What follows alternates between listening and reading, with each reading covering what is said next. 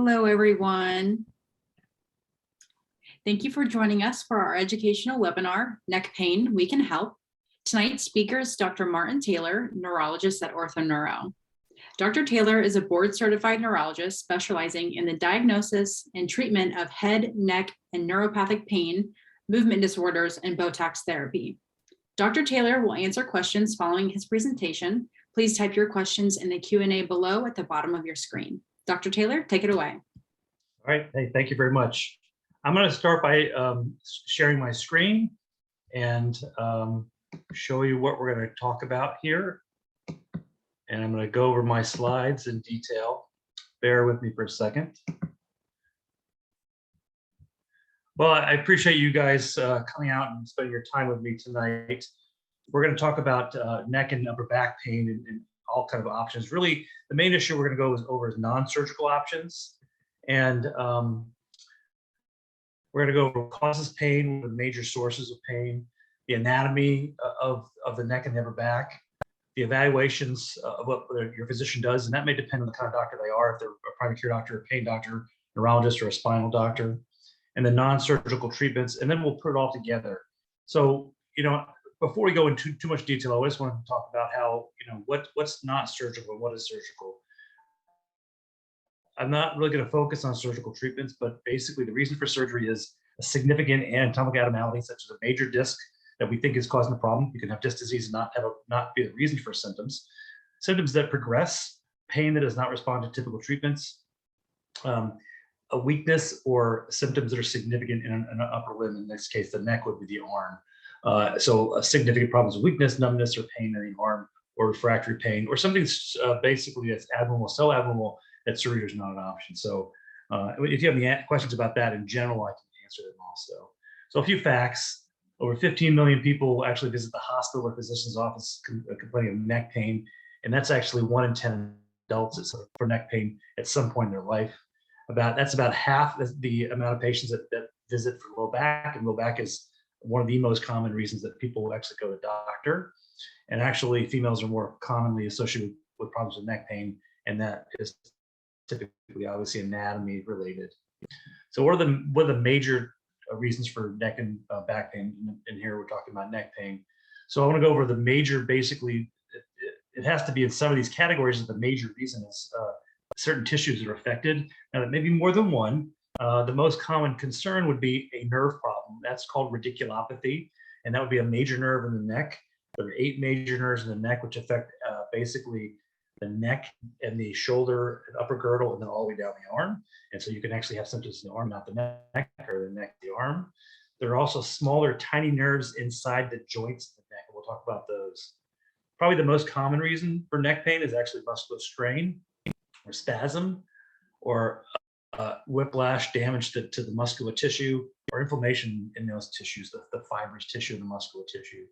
The bones, the ligaments, and the joints are less likely, with the exception of the joints, and those there's something called facet joints we'll talk about, which are a very common reason for pain, especially older individuals. The discs themselves usually cause pain because they push on nerves, but they can actually leak chemicals that can actually irritate the nerve roots also. And then there are psychological causes, but typically psychological causes, there's no main reason psychologically, but any kind of anxiety, depression, sleep problems will make pain worse. So differently commonly affected muscles, there's several muscle groups that we look at. I'm not going to go over these in detail unless you have questions. The big layer muscle that goes over your neck and shoulders and there's multiple layers of muscles that can be addressed because there's certain ones that may be more active and more spastic or tight. The actual vertebral column, so this is called the cervical spine. So we use the term cervical a lot. It means neck. This shows you the spinal cord coming down, and then the vertebrae itself, which is the bone. This is the front portion of the spine. You can see the discs are between every layer of the bone, and you can have problems again with the spinal cord, with the nerve roots, the actual nerves, the discs, or the bone cells. But the problem is actually in the back of the spine. So this shows you the back to front, and the little things in the middle look like noses. Those are the spinous processes which you can feel in the back of your spine. The things on the outside are called transverse processes, which are things you can feel on the side of your neck. And then in between each of those vertebrae are joints, which are called facet joints, which are very important for pain in a lot of patients. So when you see your physician, they do a physical examination, and there's certain things they do. They inspect your neck, they look at your neck, they look and see if it's twisting or turning or anything like that. They palpate, they touch different muscles, they check your range of motion, your strength in your arms, which is very important. Check your reflexes, because increase or decrease reflexes can mean there's a certain neurologic problem. They check your sensation, obviously, to see if you have any problems that you may report of numbness or tingling. And then they do what's called provocative test. So this is where this picture, the doctor's pushing on the head as he tilts the head backwards or sideways, and that can determine if there's a problem with a certain nerve root. So the thing is that each nerve root, there's 8 nerve roots in the neck and 7 vertebrae, and they can cause pain in different areas. So this just kind of gives you an idea. Patients can have a problem with, for instance, the C8 nerve or C7 nerve root, and that will typically cause symptoms down the arm and not necessarily causing the neck. You can have problems with both also. And so we see patients sometimes in my practice where they have arm symptoms, they have no neck pain. They're like, why is this in my neck? How is that possible? But you can have one or the other or both. And it's really important to understand that, and we can localize what the pain may be coming from based on that distribution. There are also something called pain patterns or referred pain patterns. So the ones down the arm make sense because they're correlated to each specific nerve root. And again, I said there's 8 of them, but sometimes you can have patterns that don't particularly make sense. And this just gives you an idea where different joints and different portions of the neck, not just the nerves, but the joints, can actually cause pain in different areas if they're inflamed. There are specific diagnostic tests that your doctor will do, and x-rays are obviously the most common. This just says your x-ray showed a broken rib, but we fixed it with Photoshop. So a little bit difficult to have humor on a Zoom call, but I'll do the best I can here. This is no feedback. So this just gives you an example of an x-ray on the left, and right's not that important, but it just shows a fairly normal neck. And I just want to go over a few things. If you look at the numbers, the vertebrae numbers, so those are the actual bones. So it says C3, the one above it C2, and then C1. So C means cervical. It goes down to C7. Those are the numbers of vertebrae. Between those vertebrae are the discs. And those disc spaces, the spaces are normal. Now, I can't tell you if you couldn't have disc disease or a herniated or bulging disc from an x-ray, but I can suspect if there is a problem or not. And for instance, this is a normal x-ray, and chances are there wouldn't be major problems with the disc, because you'd see arthritis around the spine, which is thickening, we'll see that in a second, or loss of space in the disc. And they can also see the facet joints, which are these almost not perpendicular, but diagonal, different joints down there along each vertebrae, which are important for pain, especially along the actual midline of the neck, as opposed to down the shoulders, or especially down the neck. This just shows you typical x-ray, which most patients will have really by the time they are in their 50s or 60s, even if they have no pain. So this is showing bone spurs or thickening. I tell patients they look like little beaks coming out. And that shows you that the bone is thickened, typically related to degeneration of the disc itself. And you can also see at those 2 lower levels, the space where the disc is smaller, suggesting that the disc has changed. And that kind of change may warrant us to go on and do an MRI scan, especially based on the patient's symptoms. If we have a normal MRI, X-ray, we don't typically do that. We see different things like this. If you've had a fusion, you would have what's called hardware to have metal in your neck, and so we see this. This will obviously be in the case that the hardware doesn't come out once you've had surgery. So this just shows on the yellow arrow a fusion from the front, and then on the other side is a fusion from the back. So electromyography, that's something that we do as neurologists, and this is a test that tests the nerves. And what we do is we do 2 parts of the test, and nobody tells you about this test until you go into the office and have it done, unfortunately. But the first part, we take an electrical stimulation and run it down the arm. Second part, we take a very fine needle, like an acupuncture needle, and we can determine if there's a problem with a nerve in the hand, the elbow, the shoulder, or the neck, and there's a problem. It doesn't always show you if there is some abnormalities, but if there's any major damage for those reasons, and it can be diagnosed to see if you have problems with your neck, especially if it's causing symptoms down your arm. This is just an MRI scan that shows the discs better. In this case, the left side shows the discs that are black, and you can see some mild bulges. The dark gray or black area that's coming down in between the white is the spinal cord. and you want to see that the spinal cord is being pinched because that can be a big problem. And then this just shows you on the right side a few different levels where they have multiple disc disease. So what are treatment options? So I'm just going to go over a few different treatment options and more specifics, and then leave it up to questions. Physical therapy is the mainstay for most patients if it's appropriate, and if they can stay on physical therapy if there's some reason that they can't. Time can be a problem with a lot of patients, and they just want to postpone that or do it in the future, or do some other options.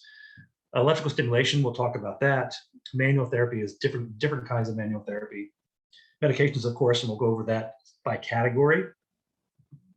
Injection therapy, which is a lot what I do. Implantable devices, which are used for typically refractory pain. And then there are behavioral therapies, and then traditional behavioral therapy and alternative behavioral therapies. And then we'll go over and put it together in general. So PT, so physical therapy can mean a lot of different things, and not all therapy is the same.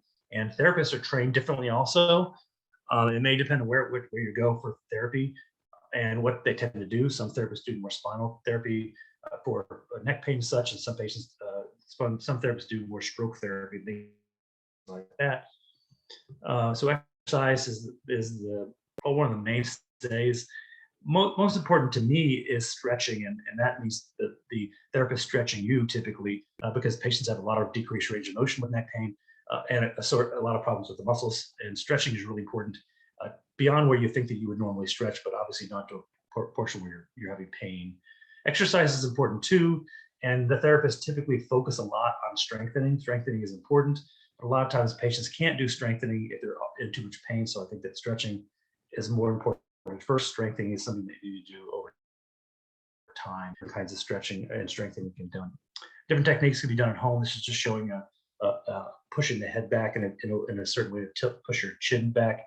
They're doing it through the head, but if you push your chin back and stretch the muscles back in the air. And there's a whole host of treatment options that you can do at home yourself through exercises, but you have to be religious with them to use them on a regular basis that can help. So there are all other kind of exercise in general. Being active is really important. Low impact aerobics are important, and really important for general health. But they can also, if you're healthy in general, it can help refurbish your neck if you have an injury or improve your pain. In general, exercise is better for pain in general. Aquatherapy can be helpful, probably more important for low back, but also you can do things in the water that you can't normally do on land. It can help with conditioning, and then for arthritis, obviously, and then patients that are having difficulty with standing and such like that, they can do a lot more in the water. Ultrasound. So ultrasound is something that the ultrasound that the physical therapist does in the office. There is a pulse of energy that goes into the tissue, and it can help relax the tissue and help with reduce pain. It's used typically with manual therapy, which we'll talk about in a second, as well as with stretching. So it can actually enhance healing. There's something called iontophoresis that's not used that often, and basically there's a patch that's used on an area, typically maybe more commonly in the low back, but also can be done in neck and shoulders. And the patch typically has a medication, which is most commonly steroids, and an electric current is sent through that patch, and actually penetrate into the tissue without having to do an injection. And the therapists do that. Heat is really important for the muscles. I really feel it is. And after you have an acute injury, ice is typically the most important, but heat can actually increase blood flow and relaxes musculature. It may also decrease pain signals. It's important to use moist heat. Dry heat can burn, and it does not penetrate. And so, we always suggest microwavable heat packs as opposed to a heat pack you plug in. The other thing is the heat packs that you plug in can be dangerous. You never want to sleep with those. You can obviously electrocute yourself as well as burn yourself and not know it. The suggestion is about 10 to 20 minutes per 2 hours before you give yourself a break. And obviously it's easy to use and very inexpensive. This just shows you the heat packs or clay that you'll get in the PT. They don't make anything better than this. And there are different kinds of heat packs you can use at home. There's one that I like that's on this bottom right. That's that's called an Elastogel. Elastogel, you can get it for about $35 at any place online. Traction, I think, is a great option for patients. Traction essentially stretches the neck, it's muscle tissue and the joints. And the only issue or problem with traction is that you tend to have headaches in the back of the head. It can be irritable back in there. but for a lot of patients with neck pain, it can be very helpful. You can do manual traction with your hands if you're the therapist, or you can do what's called mechanical traction. The left is the machine that's typically used in physical therapy, and that has a timer where the computer pulls your head up to some degree, relaxes it, and then does that in a certain pattern. It's very slow. The one on the right is the traction is fantastic, but you have to use it on a regular basis, and you can't get enough in physical therapy. And there are home units that work really well. These are slide like the ones in physical therapy, and they have a little pneumatic pump that pump up, but you have to be really, really religious and use them on a regular basis. These are other traction units I don't recommend because the two on the left can really put a lot of pressure in your jaw, and that could be a big problem if you have jaw issues. They don't really give the right force or angle, and they can be dangerous if you're not using them correctly. They're a lot cheaper, but not as helpful. Electrical stimulation can be very helpful. There are two types. TENS, which is used to basically distract the tissue. It can help. It doesn't really heal the tissue, but it can help distract the pain signals. And something called interferential or muscle stimulation, which is stronger, deeper type of treatment that actually you can feel the muscles really contract. And they can both be helpful. They can be used in the therapist's office, but they can be used at home. Problem is with these therapy units, good and bad, is that a lot of times they're not covered by insurance anymore, but they're relatively cheap. They're usually between $25 and $100 for a decent unit. Manual therapy, there are a lot of different kinds of manual therapy. Massage, I think massage is fantastic. Who doesn't want to get a massage? It's manual manipulation of the muscle, the fascia, the skin.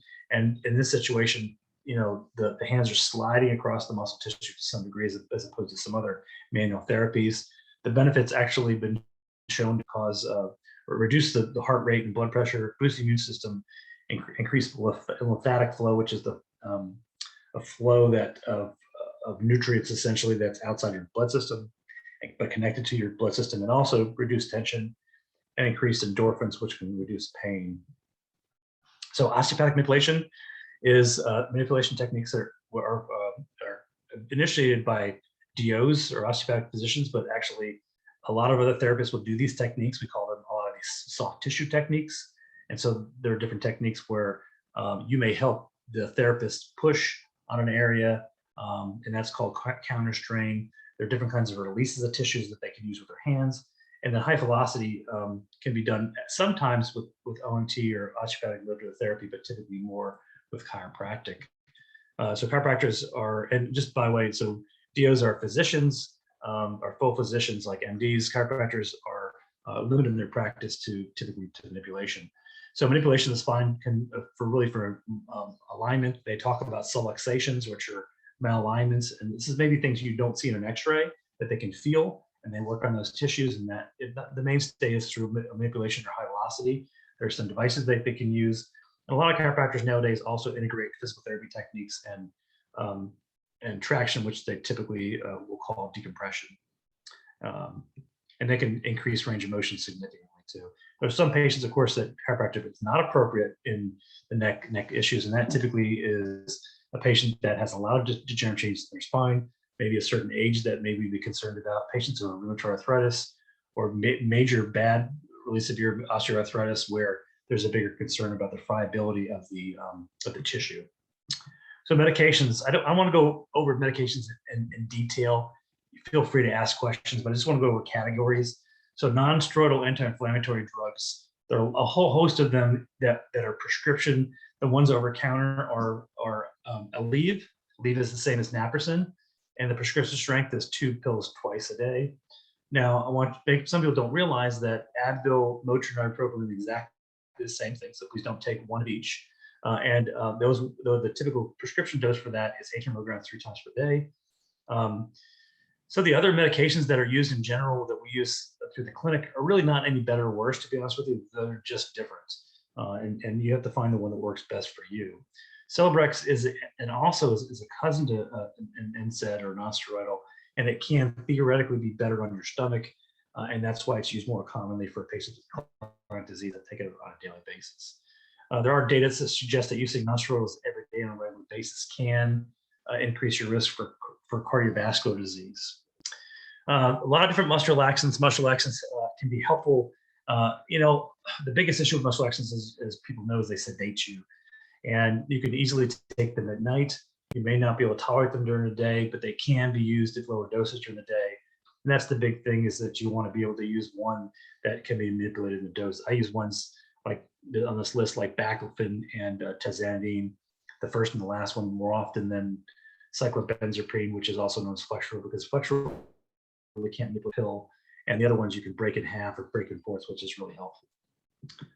Narcotics in general, we do not use chronic narcotics for patients, for the vast majority of patients with neck pain. The reason that we use narcotics are, one, acute pain, so sudden pain or pain that's lasting less than a few weeks, or patients who have been through multiple treatments and are seeing a pain physician sign a contract and nothing else is really working to the point where they need narcotics. In the middle, patients don't use narcotics that often. If they do, it's very intermittent and not as a mainstay for everyday use. And obviously, there's a lot in the news about narcotic abuse, and it's a concern. There are different combinations that can be helpful, and the FDA doesn't like these combinations as much because they want to avoid patients taking too much acetaminophen, which is Tylenol, of course, which is we mentioned before. So anti-seizure medications can be used, and this is a whole list of medications that we use in general. Some of these we don't use it for neck pain very often, but as you see, and the people that are listening to this lecture probably have experienced a lot of these medications. The most common would be gabapentin or Neurontin. And what's the other one down here? Pregabalin or Lyrica. And those two most common ones. If there's nerve pain related, some patients will get, we put on Tegretol or a Zonegran on the bottom. And these medications can be very helpful for nerve pain. They can give you a lot of relief. They're not addictive. They can cause sedation and lightheadedness, which is the biggest concern. And so people can feel sort of funny on them, especially depending on the dose. And you may have to go slowly on the dose to get to that biggest dose. I like to use a bigger dose at night at sleep, and then a smaller dose during the day if we need to. Antidepressants actually have an anti-pain effect. Some of them can be used just at night, such as amitriptyline or Elavil, and other ones can be used during the day. I don't think, let me see, and there are different classes of these. And so these are the ones that are typically done more commonly at night. We don't use these for depression much. These are older drugs. We use them more for sleep and for pain. Some of the newer drugs are great because they don't cause sedation, and they're used for different things. Cymbalta particularly is actually approved by the FDA for diabetic foot pain, fibromyalgia, muscle pain, low back pain, and depression and anxiety. So it has this anxiety and anti-depression effect, but it also has this anti-pain effect. And so it's a great medication that can be used with less side effects. These tend to work well, or can be play well with some of the anti-seizure medications.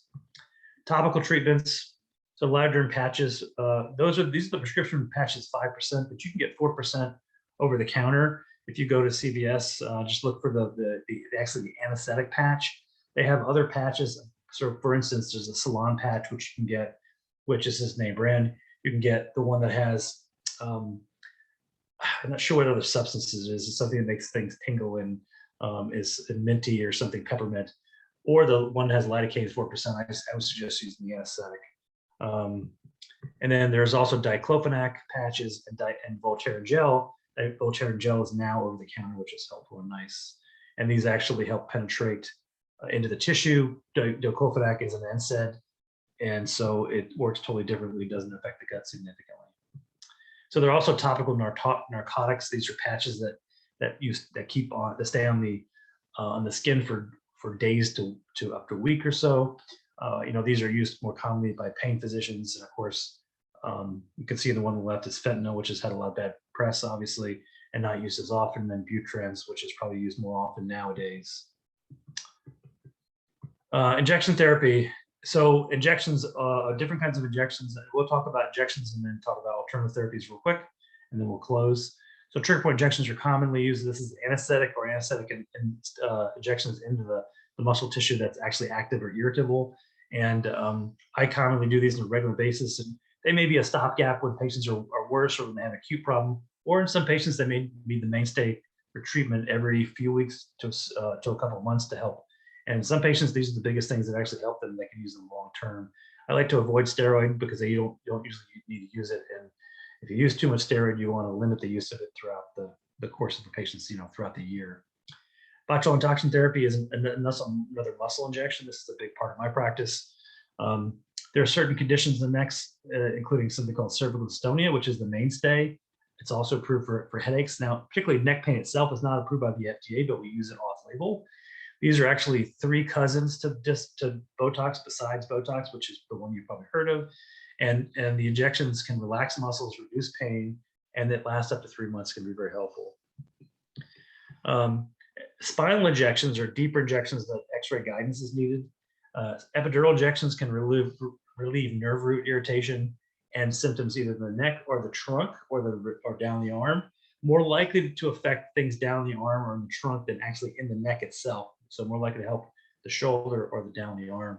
Steroids typically used and possibly with some anesthetic. There are two different approaches, and that's either basically front to back, where your doctor goes right in the middle line, and that's can be called an epidural or translaminar.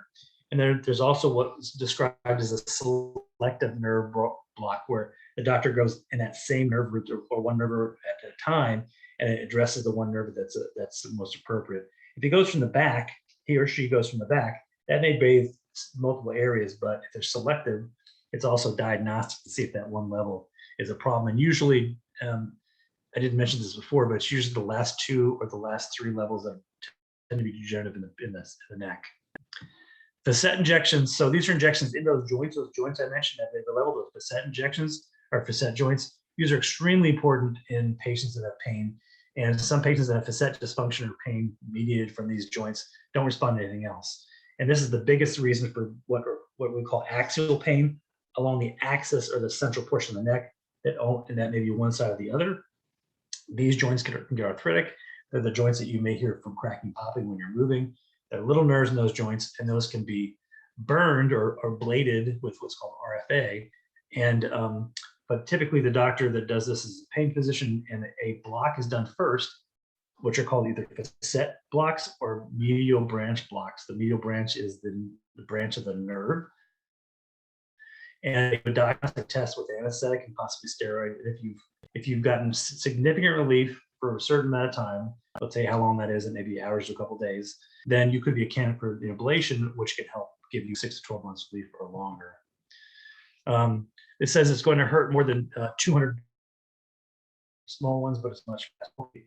Any kind of needle we use, including acupuncture or other spinal injections, is not quite that big. Spinal stimulation, so spinal cord stimulators can be used, and this is a device like a pacemaker device that actually gets implanted in the spine that can be done for neck and lumbar or thoracic pain, for severe refractory pain, or even arm pain. They're really not as used as often for neck pain as they are in low back pain. Just they're probably more effective and less of an issue with placement in the low back, but they can be used. Infusion, so patients again that have refractory pain, a pump can actually put in along the spine where the medication goes in the fluid around the spine. It can help reduce pain. This is typically morphine or some other pain medicine. And this is basically getting the pain medicine without all the other problems that you'd see with side effects with pain medicines. Everybody that goes through this would have to have a major psychological screening also, because you obviously don't want to be predisposed to severe depression or have had tendencies to abuse medications. So I want to talk about alternative behavioral therapy real quick, just really briefly, and then open it up to questions. So acupuncture obviously can be used. It is a very tiny needle that's used along what's called the meridian, and it's a line or locations of certain areas that are based on Chinese medicine. Objectively, there's no good data that supports its use, but subjectively, people can report relief, specifically with neck pain. We're talking about with the data, and it does show that it can increase neurochemicals that are involved in reducing pain in general, and some patients can have a great response. I've seen patients do pretty well with acupuncture, but usually after a few treatments, they may wax, and I don't have anybody in my practice that I think gets it on a regular basis, to be honest with you. So electrical acupuncture we done also, which is sort of a combination between TENS and acupuncture, and that has a theory that it could be more effective. Biofeedback is a technique which is essentially a stress reduction technique, which I believe in strongly. And you're taught techniques to try to calm down and calm your body and mind, and also get maybe aware of how your body feels and how it reacts to pain. And it's not a cure-all, but it can be helpful, especially with patients that have chronic pain that don't respond to other treatments. Yoga, a lot of people think yoga is a religious or unusual treatment. I do yoga myself. It's a fantastic treatment. I have low back pain, and doing the stretches helps keep me limber, which I'm not. Limber as best I can. Some meditation can be done with yoga too. But that's most yoga that's taught nowadays is more of a stretching technique, and you can integrate mind-body experience if that's something that you're into or interested in. Pilates is similar to yoga, but it was brought on by or was designed by a gentleman called Pilates, and it's gentle exercise, but it's more focused on posture and specific precise techniques. A lot of times when yoga therapists do treatments or Pilates people do Pilates, they sort of integrate things. There's actually a Pilates machine that is actually the basis of Pilates that people can do non-Pilates or non-machine Pilates, which is not exactly technically the definition of Pilates. So putting it all together, this is really what I talk about to my patients about, and I say, listen, these are 3 categories of treatment for non-surgical treatment, okay?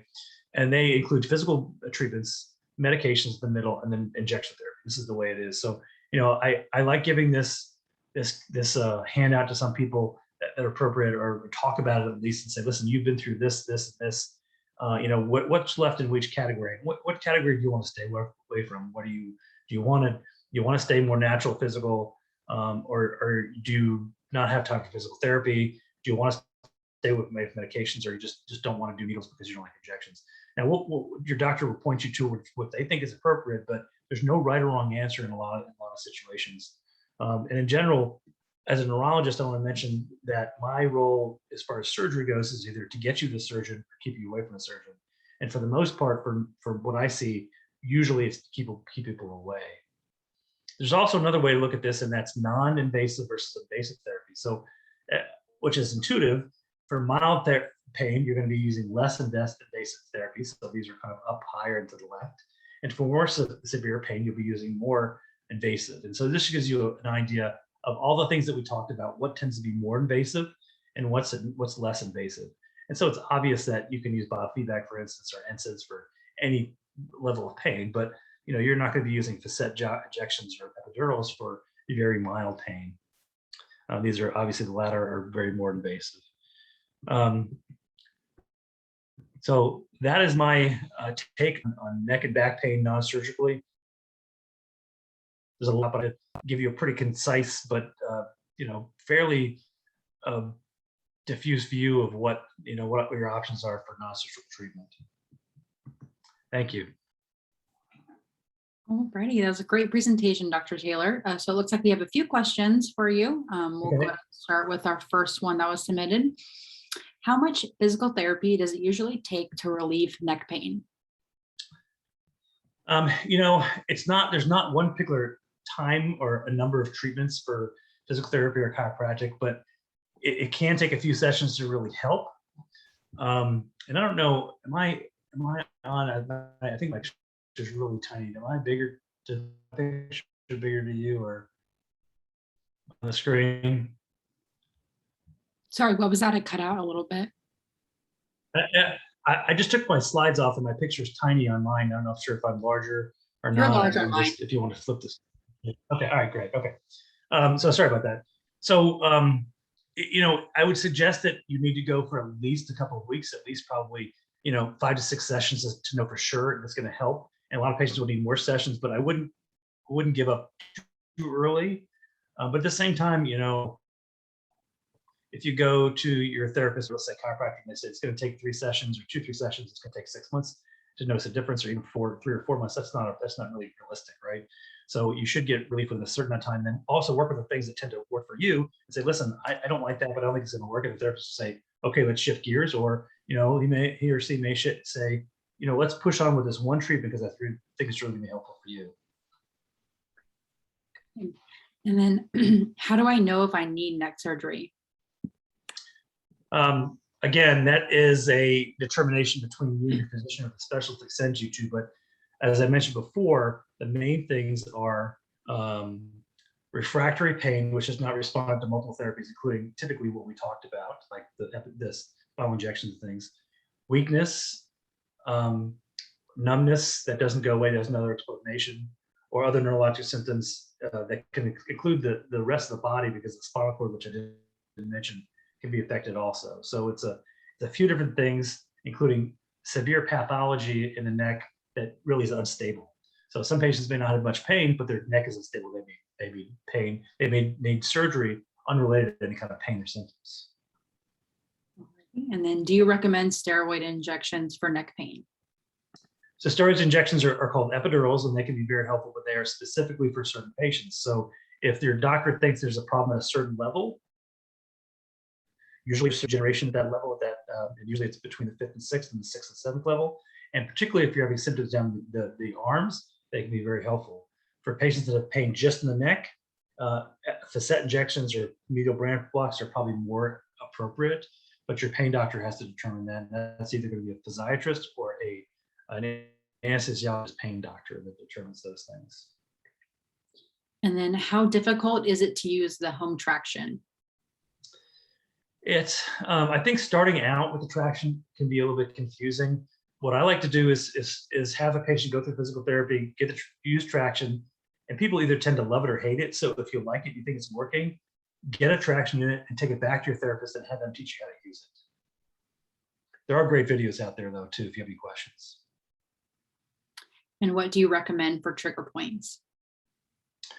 I mean, I'm gonna suggest that that's probably amount of what kind of drug. So typically it's anesthetic, but it doesn't matter which anesthetic, and I typically like to avoid steroids for the most part. And an anesthetic doesn't just anesthetize the tissue, it actually relaxes the tissue for, in my estimation, about 3 to 8 weeks for the most part for most patients. Can I take ibuprofen and Tylenol alternately throughout the day for pain? In general, you can, yes. So as long as you stay to the recommended guidelines. If you're going to be taking something every day, you should always talk to your primary care doctor. In general, just remember that Tylenol is metabolized by the liver. So if you have liver issues, that's a concern. You don't want to take too much. And non-steroidals can affect your gut and also metabolized by the kidneys. So if you have any of those issues, consider that. But really, if you're going to use any kind of drug on a regular basis, even if it's over the counter, make sure your doctor is aware of it and they've okayed it. And what side effects do patients typically have with Botox injections? Good question. So I'll tell you the effect first. It takes Botox about up to a week to kick in. It relaxes the muscles and reduces the pain signals. And it peaks and plateaus at about 2 to 4 weeks, and it lasts about 3 months. The most common side effects are achiness and soreness potentially, and a little head or shoulder heaviness, but that depends on the dose. So if you're too sensitive to the drug or too much is put in the shoulder area, you can have some heaviness when you're like reaching up, or if too much is put in your neck or the doctor is not as experienced enough, you can have a lot of heaviness, but that's a temporary issue if it occurs. So there's no damage to the tissue. And then we have a longer question from another person that says, "Hi, Dr. Taylor, I am a migraine sufferer, and it is believed that it stems from my tight neck behind my ears and below. Thanks to you and Ashley, I am in a good place overall post physical therapy and using Nurtec as a preventative. What should I consider coming off, or when should I consider coming off Nurtec, if at all? Also, I do experience with some regularity a dull, achy 2 to 3 level general headache despite the Nurtec. At what point might you recommend trying trigger point injections, which was referenced as a potential option? Happy to save this for a future appointment if not on target." So, patients with migraines typically have neck pain, vice versa. Neck pain patients have migraines or headaches, and they are linked. Obviously, they're connected, head to the shoulder, the neck.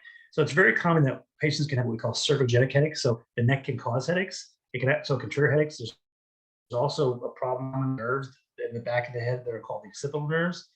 Patients with migraines are genetically predisposed to migraines. There can be different triggers. And so it's very common if a patient has a problem, and Nurtec is a medication we can use either preventively or to treat a bad headache, just for the general audience. And so what we do is, if we need another prevention and we think the neck or the back of the head is effective, then we add injection therapy instead of medications or along with medications. So if you're having a daily achiness in your neck and shoulders, then trigger points are clearly appropriate as an option to reduce the frequency of headaches by reducing this, and also potentially nerve blocks in the back of the head. So that's something that we definitely need to consider, especially if it sounds like if you've listened to this and you think you're a good candidate for it, that you probably are a good candidate for it. Alrighty, thank you. And then that was the last of the questions we have so far. Are there any other questions from any of our participants?